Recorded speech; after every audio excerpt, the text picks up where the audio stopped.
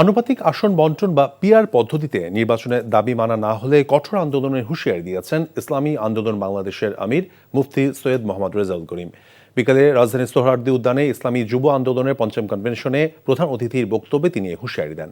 বিগত 53 বছর যারা রাষ্ট্র পরিচালনা করেছে তারা দেশকে নতুন কিছু দিতে পারবে না উল্লেখ করে ইসলামী আন্দোলনের নেতৃত্বে ইসলামী শক্তিকে ক্ষমতায় আনার জন্য দেশবাসীর প্রতি আহ্বান জানান চরমোনাই পীর।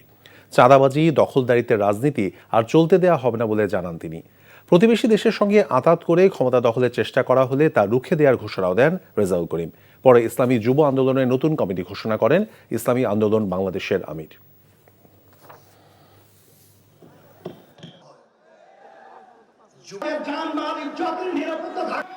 এখনো মায়ের কান্না বন্ধ হয় নাই, এখনো মুখের পানি পানি সেই শব্দ আমাদের কান থেকে এখনো সরে নাই।